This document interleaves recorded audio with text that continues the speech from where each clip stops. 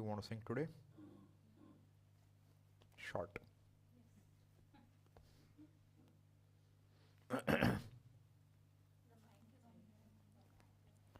Give the cordless mic otherwise.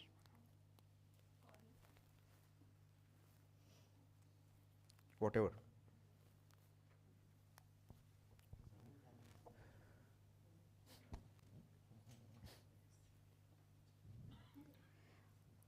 This is a Marathi bhajan. Since we've been talking about potter and Nimitta Upadan Karan, this bhajan talks about Vitthal, Hari, as this Abhinna Nimitta Upadan Karan, and here the poet is referring to Vitthal as Kumbhar. Veda Kumbhar. Veda Kumbhar. Okay. So I'll sing that.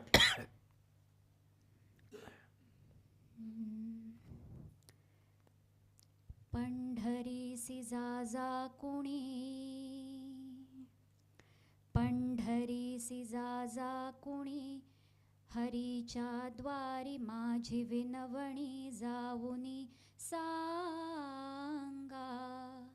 पंढरीसी जाजा कुणी माझी विनवणी, हरीच्या द्वारी जाऊनी सांगा. देव निजला असेल तरी करावा जागा, देव निजला असेल तरी करावा जागा. पंढरीसी जाजा कुणी, पंढरीसी जाजा कुणी.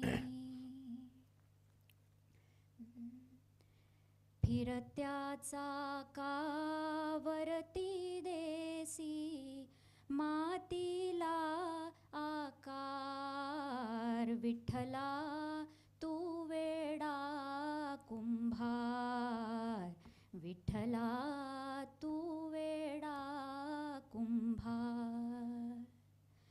माती पाणी उजेड वारा, तूच मिसळसी सर्व पसारा.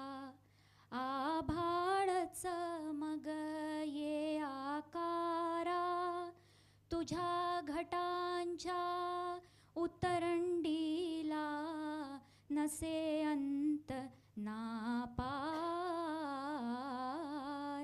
तू वेडा कुंभार, विठ्ठला तू वेडा कुंभार.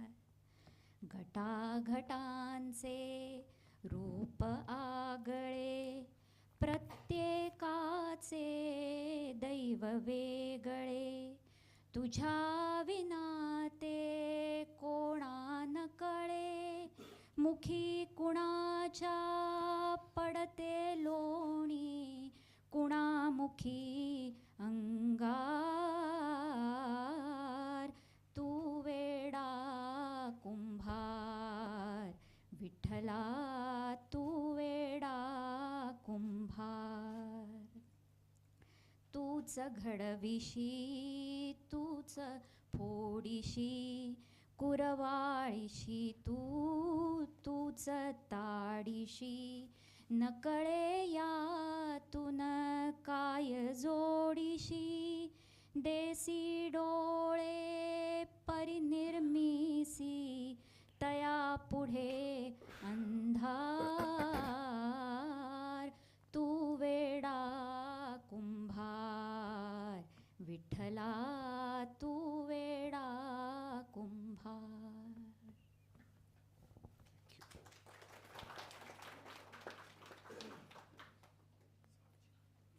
Please. Yeah. Okay.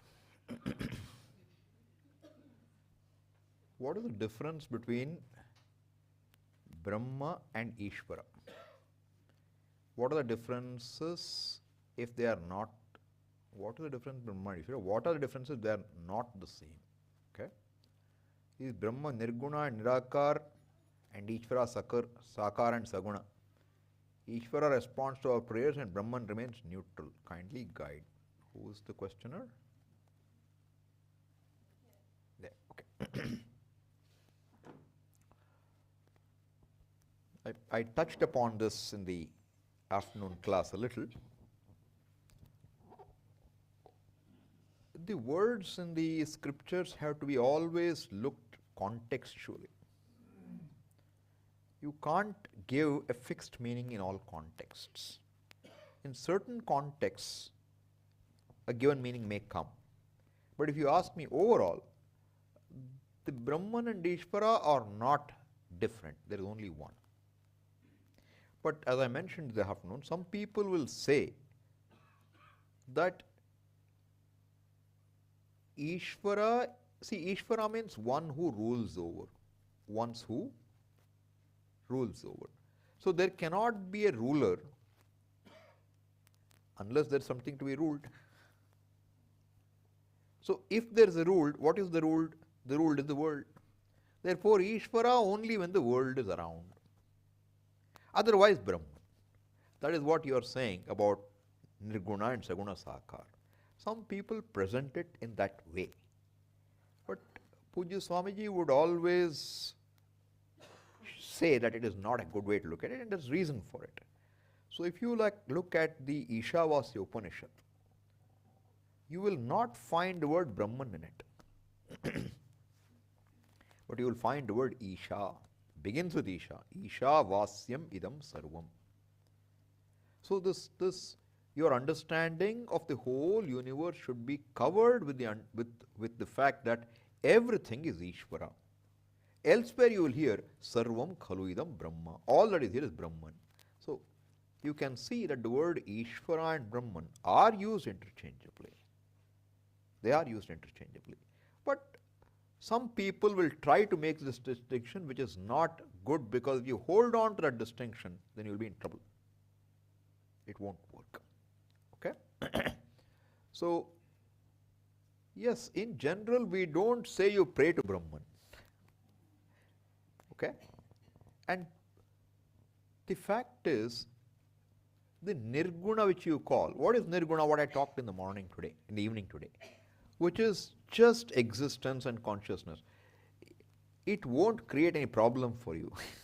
It is just fine being what it is. So, prayer is always to Ishvara, we say. But you could say prayer to Brahman, it doesn't make a difference. But generally we say, the equation, when we give the what we call as Mahavakya, the equation is not generally presented as Jivaha Ishvaraha.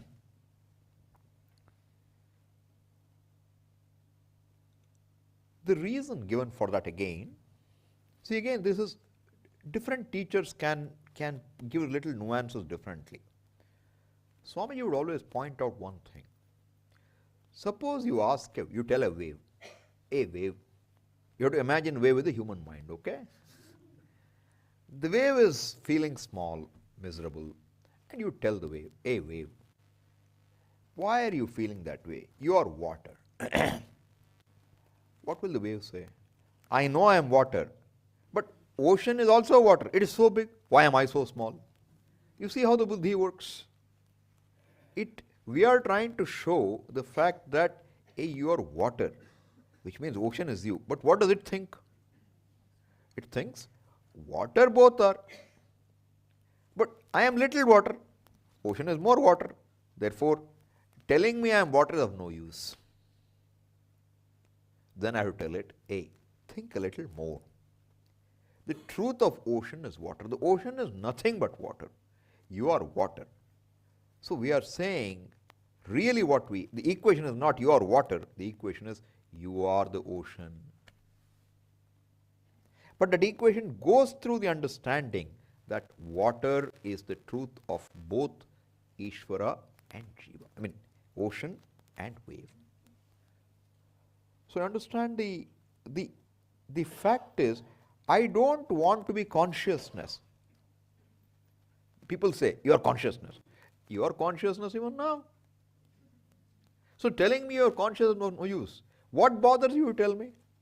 Does your consciousness bother you? What bothers you? Just like the wave, there are many more people who are bigger than me, better than me. And there are too many of them. I am one guy, there are so many, I am outnumbered. outclassed. So what should I tell him? Hey, you know, Ishvara is Jagat Karanam, he is the boss, you are him. That's like saying to wave, you are the ocean. So the equation is always Jiveshvara Aikyam. We will say Jiva Brahma, you know, Jivo Brahmaiva Naparaha, you'll hear in Brahma Jnana Valimala. So you have to understand it. Nobody is trying to equate you to just consciousness, and if you understand it's fine. But if you understand what? See, the equation is never between two things which are clearly seen as same. I don't have to tell water, you are water. That's not an equation. You don't need an equation. When do you need an equation? Water alone is there, but the water is taken for a wave. The water is taken for an ocean. If I say wave is ocean, it seems impossible. How can a wave be ocean? It's not tenable.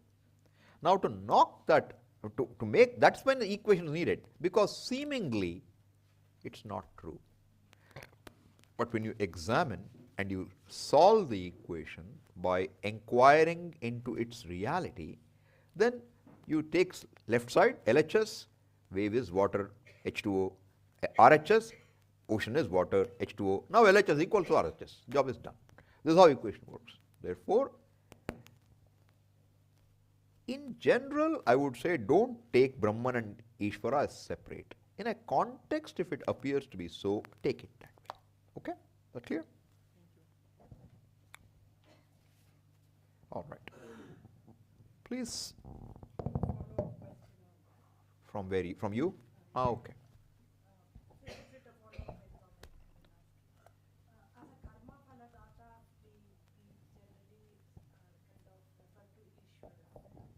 And instead of Brahman, is that? Yeah, see, we don't normally use the word Brahman when we mean the samashti. We don't use the word. But you do use the word Ishvara to mean Brahman. You normally don't use Brahman for the Ishvara. samashti. But you do call Brahman as Ishvara. So that's the way I have seen it. See, I can't say I have read every single word and remember everything. Maybe it's the other way too. But having seen the question, I checked Ishavasya. There is no word Brahman in that. That I checked to make sure I'm not telling something which is incorrect. Okay? Thank you so much.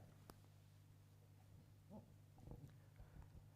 Please tell about pain, suffering, distress, miseries.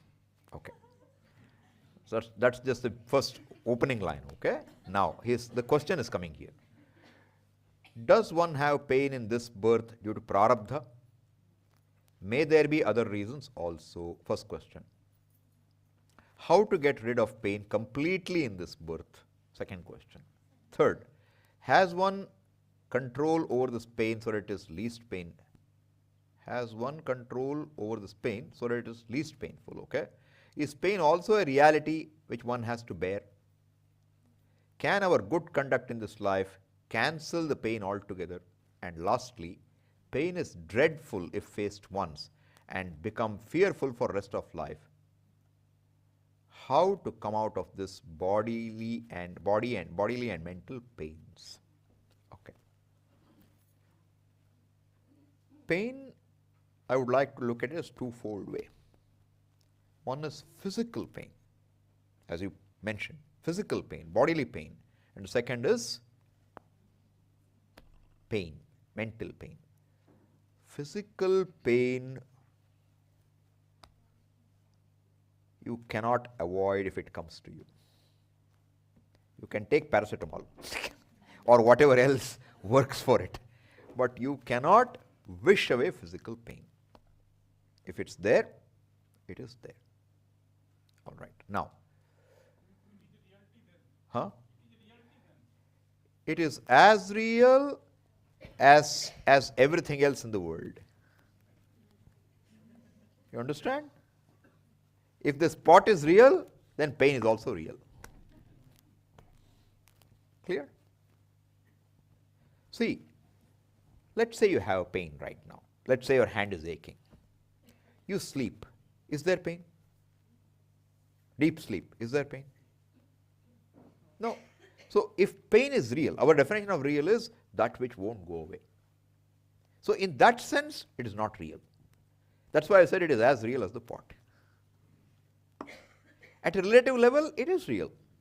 You can't deny the objective world which you're experiencing.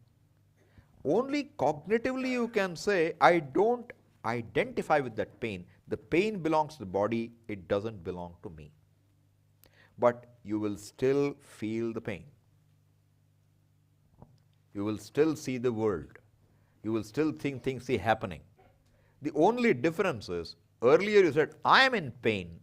Now you say, I am free from pain. Despite the pain. That's the difference. So, does one have pain in this birth due to prarabdha?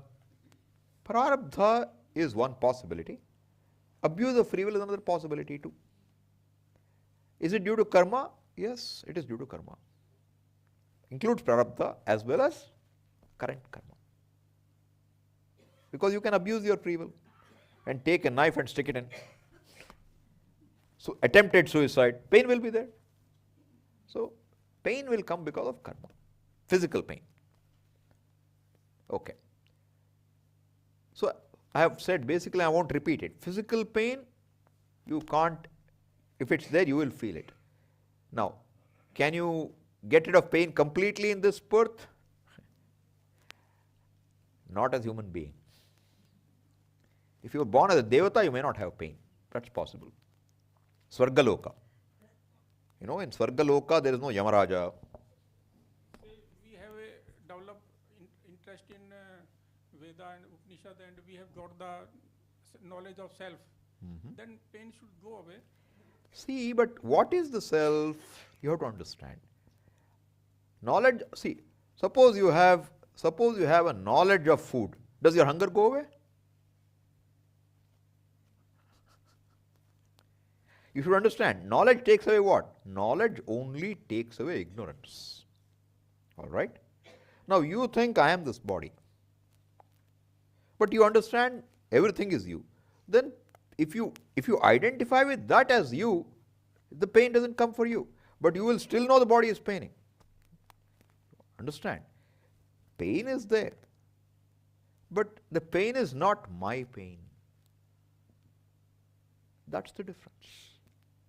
You will see the pain. Who will know this body? Nobody else except you will know this body. This won't change. This relationship between what you call I and this body will only go when prarabdha ends. Alright? So, how to get rid of pain completely in this birth?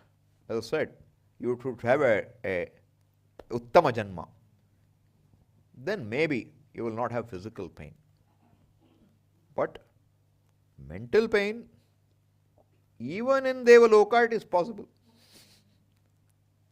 Because you will see, hey, this fellow has got a bigger palace than I do. It is possible. Okay? So, mental pain can be completely eliminated by knowledge. Because mental pain is nothing but resistance of a fact. And if you can accept the fact totally, that pain you don't have. See, for example, suppose you hear of a news. What's the news? That your son passed away fighting a war. What will happen to you? Will you have physical pain? No. Maybe referred physical pain, but mental pain will come or not? Immediately. Now, next day, you're very distraught, you're in a lot of pain. Next day, you get news, there is a mistaken identity. Your son is alive and well. What happens to your pain? It goes away. So it's purely a response. Mental pain is a response to a fact. If you can handle the response objectively, saying, okay, son died. All right. What do I need to do now? Have to arrange for the cremation. We'll do that. Because anybody who is born will die. He was in the army. He had to die one day. He has died today. Okay. No pain. Possible. And no, my son. So many people in the army die. You don't cry. My son, you cry. What causes pain? Mama, my, and aham, I. 2 words. Aham mameti. These 2 words are problems. Therefore, we pray to Bhagavan as mamata hantri. One who removes that mamata. Nirahankara, free from ahankara. That's where we want to reach. So mental pain can be resolved completely. But if the mental pain causes physical effects, I think that will still be felt, I would expect. And some of the mental pain is not really volitional. It's not your choice. From what I understand, if certain hormones or chemicals or there's an imbalance in the body, it can cause pain, depression. These things can happen. And I don't know if, again, if you know very well, you can see that's also in the mind. And you can maintain the distance, I would expect. Right? Because Swamiji goes so far as saying that if a person suffers from amnesia or is very sick after jnanam, he is still free. This is Vidvat statement. I can't say more, but I trust what Swamiji says must be true. Okay. Swamiji, mental pain could be the phantom limb, this person's leg is amputated and the mental pain is there, and then the person feels that the leg is still there. That's a mental pain affecting the physical part of it. I don't know enough about this, but all I'm saying is this. If you're able to say, whatever happens in the mind happens in the mind, not me, you're free from that pain. Yeah. If somehow it creates this notion that it's physical, then I don't know what it means. I'm not very clear, but I'm saying if it's something, see, anything comes to you through the mind.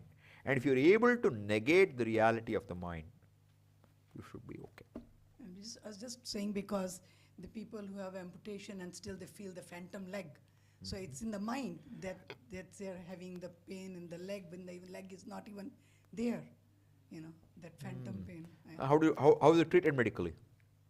Psychologically, the person has to be, So there is no physical treatment for that. No physical It's treatment. counseling. Counseling, yes.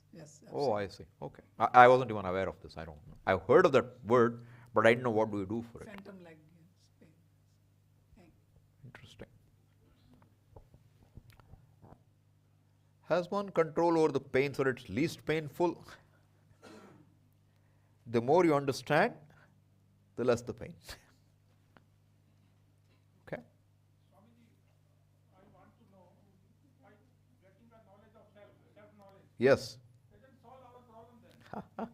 I knew it was going to come. I expected that. I was waiting for that to come. Whose problem does it not solve is the question. At present I am this body, is my problem. The body will remain with you till you live. Do you want your body to be there or go away? I don't want to go. Then hold on to it, along with its pain. See, for that, I told you there is one option. You gain enough punya and go to Devaloka. That is where you can go with the body and be free from trouble. That is this year, this life. This life is given. You can't do anything. You work for next life. You do Jyotish Toma, you go to Swarga. You can go to Swarga. And when your punya finishes in Swarga, you will come back here. You can again work on it. Perfect. Huh? With self-knowledge, you don't come back. You haven't understood what is self-knowledge. You wait till you understand better. Okay? Yeah. I'm sorry? She's asking if sons are also bound to pain. What is bound to pain? Saints. Saints. Yes. Saints are also have physical pain. Yeah, prarabdha. Puja Swamiji suffered 41 days in ICU. So, and Ramana had to have a cancer. So did Ramakrishna Paramahamsa. So, body does not become Mahatma, okay? Body remains what it is. Nothing changes to the body. Same body. Nothing changes. Till your prarabdha is over, body will continue. And hopefully, if you are a jnani, then you will not have another body. So you don't have to worry about it after that. Okay. So, I think I have answered most of your questions, right? All right. I have been doing Shravanam, reading, listening and engaging in satsang. I know that I have to do mananam as the next step. Is there a methodology for doing mananam? First, it is not that one has to do mananam. Generally true, but not necessary. Question is, Shravanam means you understand what is the Shastra saying. You understand that. But you say, I can't agree with this logically. Do you have a doubt like that? Where do you have a doubt? Then you have to question that doubt and see the logical fallacy in that doubt. Shastra itself does it to some extent. But if it is not, then you have to ask someone who knows better and say, this is my doubt, how is it answered? That is the way to do mananam. Basically, you have to raise a doubt and see why your doubt can't stand. If you can't see why your doubt can't stand, then the doubt remains. If the doubt remains, knowledge is not there. It is sapratibandha. It has got obstacles to it. And if it's got obstacles, it is not knowledge. It's just hearsay still. So that's the method to do mananam. So typically, it will involve, the study itself does, to a large extent, when you do study of, especially if you study with commentaries, there's a lot of mananam also happens. Because the counter questions will be raised and answered, raised and answered. This is a very typical style in the bhashyas, in the commentaries. And sometimes Upanishads also will do it. Some prakarana granthas will do it. So you have to see what is the area of doubt and then look into it. Is that clear?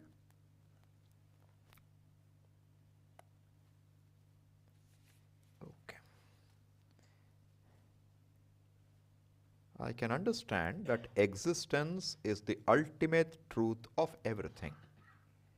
But awareness, consciousness only us humans have so strongly developed.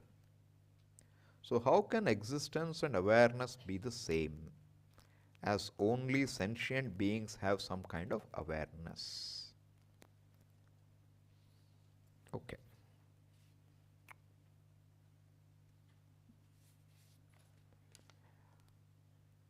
Seems related to me. What is the argument for my existence, I existence, before the birth of body and mind? So, the difficulty is what is existence is not easily palpable, not understandable so easily.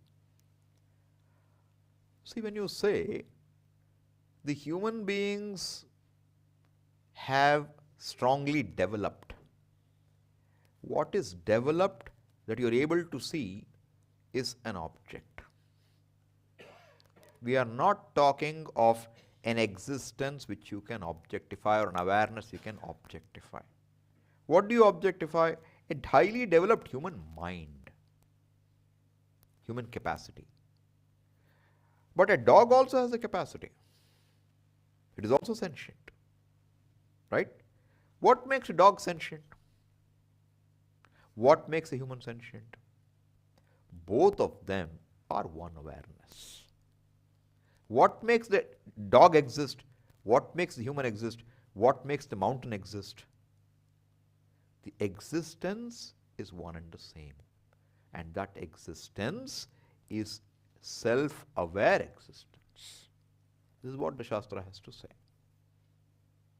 All right?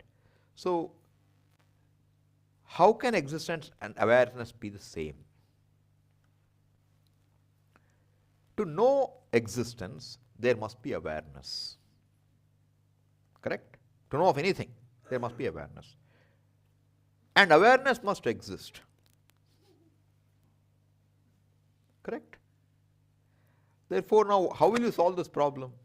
Unless existence and awareness are one, you are caught in a problem.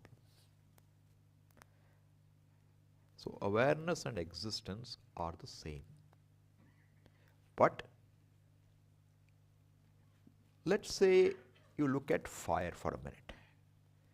The fire, when you burn a piece of firewood, the fire manifests as light and also as heat. Correct? You use fire now to heat water. The water manifests heat. Do you see light in the water, hot water? You don't. Same way, the awareness manifests as existence and sentience in living bodies, but manifests only as existence in non-living bodies. But it is one. Make some sense? Okay. This is not an easy topic. I tried to cram a lot into the last evening class. So, I know you may have lost it a little. A lot I said there. And I saw a lot of people from the course as well. So I was a little more interested in addressing them as well. That's the reality. Otherwise, it may not have gone that far. Because all the other people, a lot of students here. So I said, let me address what is the most important aspect in Vedanta. We'll see, we'll probably spend a little more time as we go. This is not a time for that topic, okay? Not a good time. So we'll look into it. But basically, I'll tell you what. We have to look, if you try to look at it logically, these things don't fit in so well. It's not easy to understand. They are not against logic, but you try to use logic to establish, it doesn't work. This is for sure. So you should understand the means of knowing is only agama pramana, shabda pramana. You have no choice there. All right? It says something and you have to understand. The whole Shastra is called a prakriya, a methodology. Why a methodology? Because there is only one. You only have to make that person see there's only one. So there's a methodology involved in making us see. The Shastra has no commitment, for example, to creation. Though there's a big section saying, from Brahman, Akasha came, from Akasha, Vayu came.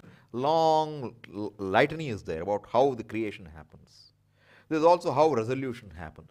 All that is just to show that there is only one. Because from one everything came means what is there? Only one. It's only a methodology. So the entire thing is a methodology which can be appreciated by a human being sitting under a tree. Under a tree means anywhere, that's all I mean, okay? It doesn't require the formal education that we have. It doesn't require so much of, complex understanding of complex things. It just requires primarily a mind which is simple enough, which is able to let things be without holding on to what you already know.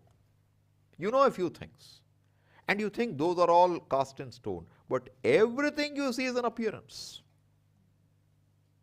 So if you look at it in a very simple way, you can see that what we call existence, if I ask you, is there a tiger on the table? Is there one? No. So tiger doesn't exist on the table. So what is existence to you? Existence is literally taken as something which is associated with an object that you can see. Existence is taken as an attribute of the tiger.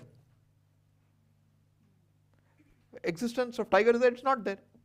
Existence is there because there are so many things existing here. Existence is there. Tiger is not there. Existence in the form of tiger is not there. So we want to understand that existence is not one attribute. Existence is something you cannot appreciate by objectifying. Because everything you objectify is in time.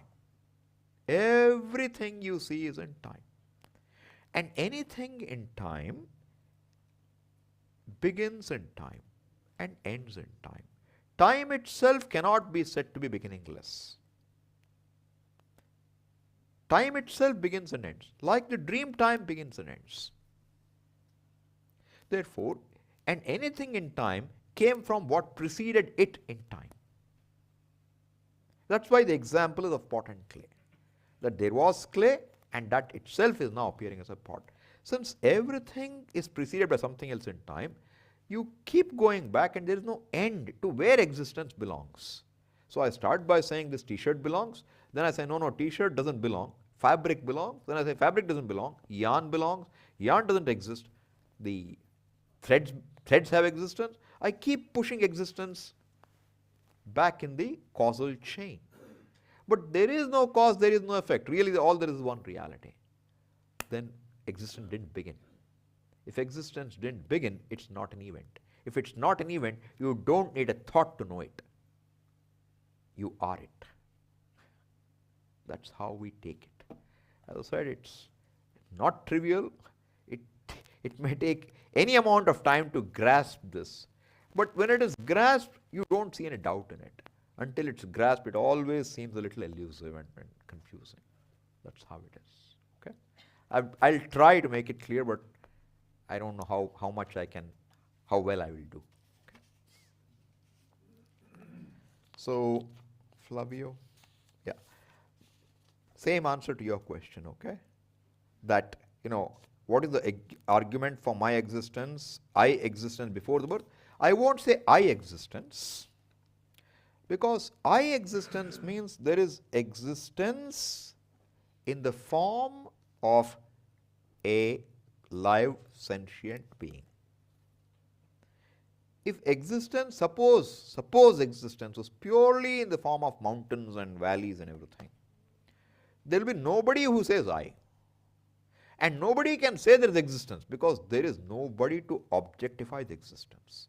Unless there is minimum one sentient being with a mind, you cannot talk about existence. But that I is nothing but one manifestation of existence. Are you with me? So, and moreover, see, so I existence will not be there before you. If it's there, it's manifest in another fellow, not in you. But existence is always there. And I can show it another way. What do you call I? Forget Vedanta for a minute. What do you call I? This body, correct? This body was what? Now it weighs, let us say, 70 kilos. Where did 70 kilos weight come from? Correct. Accumulation of food. Before you were born, food was there. When you go also, food will be there. In fact, you will come back as potatoes. Therefore, potatoes existed before and after. What came in between is potato modified in this form. Correct? Therefore, existence doesn't belong to the potato. It belongs to the soil. Soil existence doesn't belong to earth. Earth itself wasn't there. It belongs to the sun. Sun's existence doesn't belong to the sun. How the star was born, you have to know now. You keep going back. Then where is existence? So in that sense, when you understand it, before your body-mind came, existence belonged. The problem is you tie existence to this body and think existence is tied to this body. That is because you don't understand existence is not like the pinkness of the flower. It's not an attribute. Okay? Are there any other ways to teach and learn this knowledge besides language?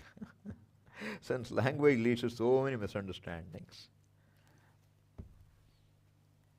How do you communicate? What did you understand?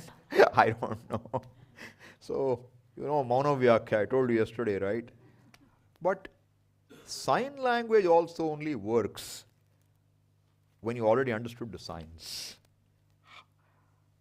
There may be some people who are deaf and dumb who know. I don't know how they learn. I mean, this is something I have to understand. How a sign language person learns the sign language. How do they understand it? How do they attribute, what means what? I don't know. It's an interesting question in that sense. But no. Even with so many words, it's hard to make this understood. Sign language will leave it highly misunderstood or ununderstood, is my guess. Okay. Seems to me also that it's the best way we know. Yeah. But it has some. No, the difficulty, the language is born of a mind which has not understood the realities. But we overcome this limitation by using multiple words. That's the method. So the method is, you understand the word exists. Now, when we want to communicate, can I use words that you don't know to communicate? So I speak in French, and you don't understand French. Then what will come out of it? Nothing will come out of it, right? So I have to use a word you know. If not, it doesn't make sense. And if you know a word, do you know it with a meaning or not? Is it a meaningful word or not? It should be a meaningful word. So if I say existence, you already have a meaning in your head for it. You already think existence is an attribute of the pot. This is your thinking. That's where you begin. Now I want to use the word I can't use the word unknown word. I can't say biz, biz, biz. You won't understand anything with that. So I have to use the word which you understand and still make you remove the wrong understanding. So what does to exist mean? What does to exist? You understand there's something called exist means what? Suppose I ask, is there a glass on my hand? No. Is there a pot on my hand? Yes. Right? So you have some idea of what is. Means what you see is, what you perceive is. So something perceived exists is your mind. But right now it is perceived in time and space. Alright? Now I say, hold on to that understanding. Exists, alright. But I am talking of an existence from which the time, space and particular object form, that limitation is knocked off. How? I add another word. I say it's limitless existence or unlimited existence. Now you will say, what limits existence? It is here, it's not here. Spatial limitation, knock it out. Time limitation, knock it out. Somebody is tired, understandable. Time limitation, knock it out. Object limitation, as a pot, this also exists. Knock it out. Then when you knock out all this, then you understand it cannot be an objective perception with the mind, because everything you perceive with the mind is with form, in time, in space. So when you knock these off, then the only possibility is it is not a cognition that happens of something. Then is there something which is not cognized at all as an object? Is there anything which you don't cognize an object and it exists? Because anything you say, does it exist or not, the only way you can say it if you cognize it, if you perceive it. But Shastra with a great conviction says, know this Brahman, it is to be known and it cannot be objectified. You can't say, if it's not cannot, it doesn't exist. You will see this Upanishad. If this is so, it doesn't exist. Then it's answered, not true. It exists. What is it? It is that which is not seen by the eyes, that which cannot be perceived by the ears, that which cannot be inferred. Then how will it be possible? It is different from the known and the unknown. Means it's not an object. If it's not an object, what is it? Is it a subject? Hey, what do you call subject? This is the subject. Subject also can be objectified. Body is objectified, remove it. Mind is objectified, remove it. Who is the fellow who is removing all this? Can you remove that fellow? Waker I will remove. Who is the fellow who sees the waker go and come? Can you remove that fellow? You can't. Try anything you want. Deny yourself. See. You can deny the whole world. Can you deny yourself? Impossible. It cannot be denied. And that undeniable reality is the truth. So it is you. The tendency is, as soon as I say knowledge, you always look for something other than you. You already concluded this much is me. Therefore, this knowledge doesn't happen easily. So you have to go in with a very, very open mind and just follow the Shastra in saying, what is Brahman? You have to know. Follow what it says. Different methods it uses. Follow the method. Don't use your own logic to obstruct what it says. You will know. So language can be used. Language is not a limitation in itself, but language has to be used very carefully. And it has to be used by somebody who understands the truth. Otherwise, he cannot communicate the truth. Because he is also confused. He will only be saying words. It won't work. That is why for this one knowledge, they say it has to be coming from a guru. That's the main reason. Because the words have to be handled very carefully. There are people that get to the truth on their own. Who said so? I heard stories. So then you have to examine, how did they get to the truth on their own? We are not saying it's absolutely impossible, but it's an exception, not the rule. And the Shastra will always say, Vamadeva Divat. One person called Vamadeva. The fellow is sitting in his mother's womb and he already knows. And he tells his dad what you're saying is wrong also. He can tell. This kind of fellow. Ashtavakra story is also like that. So you have stories like this. But the explanation given for that is the birth happens because of some karma. And karma is only possible because there is a non-recognition of the truth. But that non-recognition of truth is very minimal. And in the process of birth itself, that ignorance goes away because of what you heard before. Then somebody will say, Swami, then I can also become free because of what I heard before.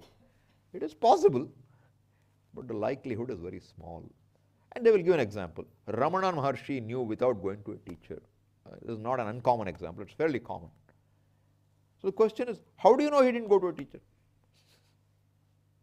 For a prepared person, all it takes is one time. Hey, you are not what you think you are. It's a 10-minute job, 5-minute job for a person who is already well prepared. That is what Upanishads are like, students are like. Shvetaketu is told 9 times. We are told 900 times, but we still don't understand.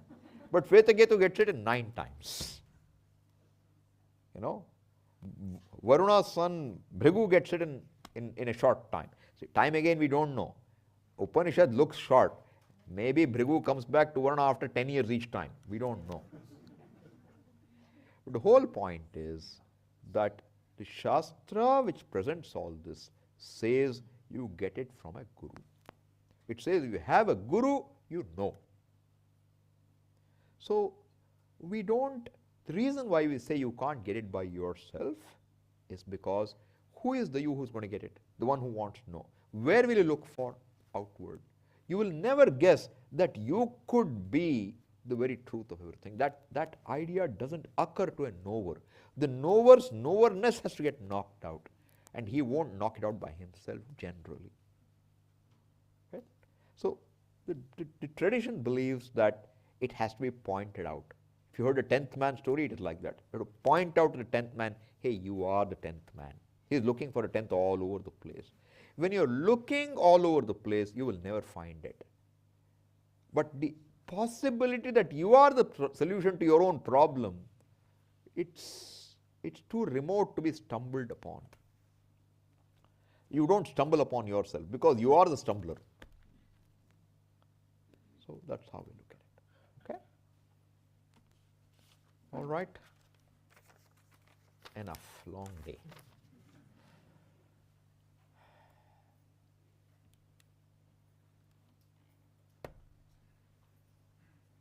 Om Purnamadah Purnamidam Purnat Purnamudachyate Purnasya Purnamadaya Purnamevavashishyate Om Shanti Shanti Shantihi Harihi Om Shri Gurubhyo Namaha Harihi Om. So, was today evening's class too heavy? Should we not go that way? Was it okay? Would it make some sense? Because I'm worried I should not make you all run away from the class. Huh? Huh? You'll come back. Okay. Okay. So that's a difficult zone to operate. But I'll try to go a little slower and see what we can do with it, okay? Tomorrow I'm thinking we'll start Purana, so you'll get some lighter moments. Okay? Then we will go back when we are refreshed a little. Okay? So get your Yamagita, that text you received. You think it's not going to be used? I may use it tomorrow. Depends on what I feel like in the morning. Okay? Right now I'm tired. We will see in the morning tomorrow. Okay? Thank you.